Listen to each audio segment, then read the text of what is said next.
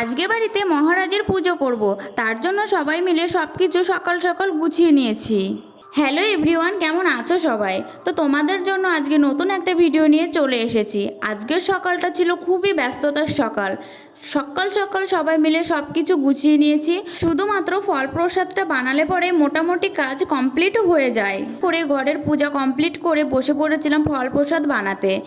আর আমাদের বাড়িতে প্রতি বছরে ভাদ্র মাসে একবার করে শনি সত্যনারায়ণ পুজো করা হয়।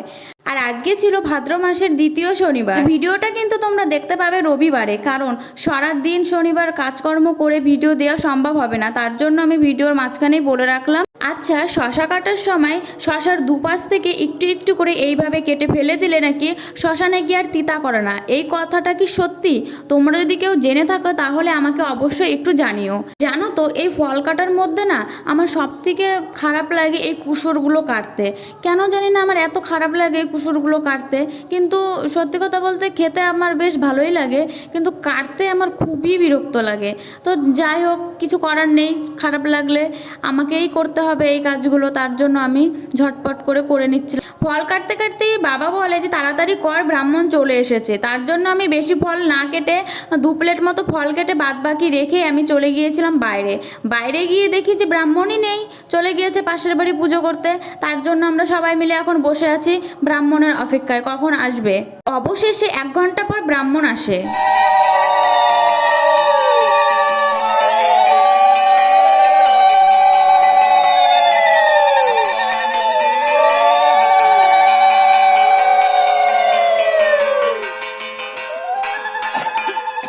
ধীরে সুস্থে পুজো করা শেষ হয়ে গেল।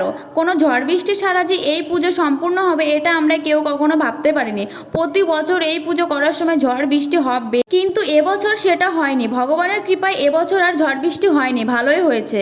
এইদিকে আমার কাকা প্রসাদ মাখাচ্ছিল, আর আমি এই ফাঁকে সবাইকে দিয়ে দিয়েছিলাম ফল প্রসাদ, সেটাই সবাই খাচ্ছিল।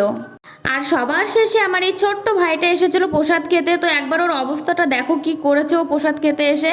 ওকে আমি বারে বারে বলছিলাম, ভাই ঠিক করে প্রসাদটা খা, তোর গায়ে লেগে যাচ্ছে। ও শুনবে না আমার কোনো কথা, ও ওর মতো করে খাবে। ওকে বলছিলাম তোকে যে আজকে স্নান করেই ঘরে ঢুকতে হবে। এই কথা শুনে ওর মুখের অবস্থাটা একবার দেখো কি করছে। তারপরে সবার শেষে আমিও একটু ফল প্রসাদ নিয়ে নিয়েছিলাম। আমি আর ভাই এখানে ফল প্রসাদ খাচ্ছিলাম, আর ভাই দেখো ঢং করছিল। যাই হোক, তো আজকের ভিডিওটা তোমাদের কেমন লাগলো একটা কমেন্ট করে জানিও। আর ভিডিওটা যদি তোমাদের ভালো লেগে থাকে তাহলে একটা লাইক করে দিও। ঝড় বৃষ্টির ভয়ে আমার বাবা দেখো তাবু দিয়ে ঘর বানিয়েছিল, যে যদি ঝড় বৃষ্টি হয় তাহলে কি হবে, কিন্তু সেটা হয়নি ভগবানের কৃপায়। যাই হোক, ভালো হয়েছে। তো আজকের ভিডিওটা আর বেশি বড় করব না, আজকের মতো টাটা, দেখা হবে নেক্সট ভিডিওতে, টাটা।